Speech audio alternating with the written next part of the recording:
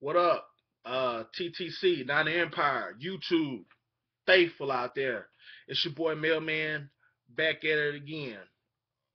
um, yeah, I've been away for a minute, and hadn't been able to talk about my Niners in a little while. And it's been a shitload of stuff that's been going on with the Niners, and you know, I'm definitely, man. I'm excited, man. I mean, I can't tell y'all how excited I am about this upcoming season. A lot of people writing us off, and I love it. I love it. I love it. And I get into that and in this video, and I'll talk about that. But I had to come on here and really, what I'm saying, just pay my respects to two Niner legends. Now we all know during this off season, the Niners lost two Niner legends. Uh, we lost the greatest running back in our franchise history, and we also lost the greatest linebacker in our franchise history. And you know, for me, to be honest with you, I kind of expected Gore to leave. I know, what I'm saying, everybody wanted him to get re-signed, and I'm not gonna lie, I want him to come back. I did want him to come back, but I also, if he did come back, I also kind of wanted us to use Hyde a little bit more than we had, this past season. I can understand this last year with Hyde being a rookie. Gore's definitely the main back, and he should get all the carries, but um, this coming season, I did want us to get Gore back and and Hyde to take a lot more carries than he had, his rookie year. But I guess Frank wasn't willing, to do that, and I kind of figured he was going to leave, especially uh, at the end of the season. I knew it was coming. I mean, because when he did the press conference and he came to the press conference and he had his kids at the podium, I knew then. I was like, Frank is out of here. I mean, who does that? I mean, who if Frank was going to come back, he would have never had his kids at the podium like he did at the last game. So I knew then that Frank probably was not going to come back. Um, and hey, nothing but respect for Frank Gore. I wish him all the best over there in Indianapolis, man. You know what I'm saying? I mean, Frank, to me, like I said, he's always going to be one of my most favorite, 49er players of all time. Just like Patrick Willis, man. I mean, like I said, I mean, Frank, man, carried the team for so many years on his fucking back. And nothing but respect for Frank the Tank, man. I just say salute, Frank, from the lieutenant to you. Thank you for everything you've done for this organization, man, and still, what I'm saying, giving us shout outs and giving us recognition, man. Hey, we appreciate it. And which brings me to Patrick Willis, which was, I'm not gonna lie, that Patrick Willis caught me off guard. I was shocked. Uh, I was very shocked that he retired. I was, because I felt like Patrick Willis had at least another 4 good years left in him. Definitely another 4 good years left. But um, I ain't got nothing but respect for Patrick Willis, man. This man right here, fucking hey, straight straight motherfucking soldier, dog. Pat was a straight soldier, and he did so much for our team also, just like Frank. And what I'm saying, Patrick Willis. I mean, the questions about is he a Hall of Famer? Are you fucking serious? You bet your goddamn bottom dollar he's a motherfucking Hall of Famer. And not only is a Hall of Famer, he's a motherfucking first ballot Hall of Famer. Other than Ray Lewis, you can't name me not one fucking middle inside linebacker that fucking goes over him. Are you fucking kidding me? Hell yeah, he's a fucking Hall of Famer. This fucking soldier, this warrior right here, you goddamn right. Salute fucking Pat from the lieutenant, the mailman, for everything that you done, and we thank you. You know what I'm saying? For putting in work and hard. Patrick Willis, you don't owe us shit. I'm not gonna lie. I was kind of selfish at first when he retired. I was like, damn, why is Pat retiring, man? He could at least play 4 more years, and I didn't want to, I was selfish a little bit about it, but at the same time, I was like, man, this man, I watched this man for 8 seasons give us everything he fucking had. Every fucking thing he had. He was taking us to NFC championships. He took us to the Super Bowl. He owes no fucking excuse. He earned the fucking right to walk away. Patrick Willis earned the right. Bottom line.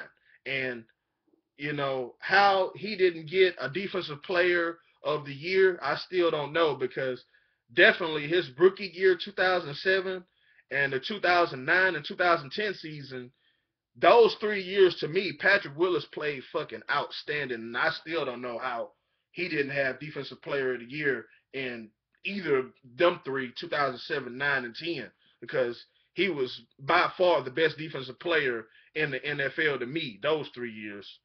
Uh, but like I said, man, Pat, nothing but respect, man. Um, we will miss him, and which goes into the Chris Borland deal. Now, a lot of Niner fans probably gonna get mad at me for saying this shit, and I've been catching some heat, you know what I'm saying, from some of my Niner buddies. I mean, some people have been 50-50 on it with me about the Chris Borland, and some people have not. And you know what I'm saying? I mean, we're all entitled to make our own opinion. I mean, hey, we all Niner fans, man. We all got our own thing. We all got our own the way we think and all of that. But as far as Chris Borland is concerned, for me, you know what I'm saying? Let's not get it twisted. Chris Borland, Baby Arms Borland, he did a hell of a fucking job for us last year. A hell of a fucking job. He filled in outstanding for Patrick Willis. That motherfucker, he balled out of fucking control. Chris Borland did. I mean, I can't lie. He did. But some Niner fans got mad at me when I called it like I see it. He quit on us. He did not retire. He quit. Because I felt like he did not earn the right to retire. He said that, he'd been dealing with, he was worried about the violence of the game and all that. I look at it like this, hey man, you know what you sign up for when you come to the NFL. Okay? And it's a lot of, Niner fans, I mean not all Niner fans, but a lot of Niner fans co-signing on that shit like they feel like it's okay that Borland retired. Fuck no. No, dude, it's not okay that he retired after one season. He put no fucking work in to earn that right. Patrick Willis has earned the right. Justin Smith has earned the right. Okay? Even if Navarro Bowman was to go right now, he has earned the right to walk away. But for you to say that, you were worried about the game, dude, you shouldn't even came to the NFL in the first place if that was the case. Okay? And another thing that they, some Niner fans, not all, but gave me flack about when I said that now becomes a waste of a fucking third-round pick. A third-round pick, you can get a lot of good fucking talent in the third round. And now that becomes a waste of a third-round pick. Get mad at me if you want, but I'm just speaking the truth, man. I'm speaking the truth. Borland gave up. He did not retire. He quit. Okay? He quit. And, if he had, head trauma or concussions or something, it wasn't to my fucking knowledge, this past season. I didn't see it on the injury report or hear about it or something. I mean, somebody please enlighten me if it was something I didn't know about. I mean, I know that he had said at training camp and all of that, but this is nothing that he came out publicly and stated or said anything about, during the season. So I'm sorry, what I'm saying? I cannot, hey, like I said, he did a hell of a job for us. I'm not knocking the boy's talent, okay? I'm not knocking his talent.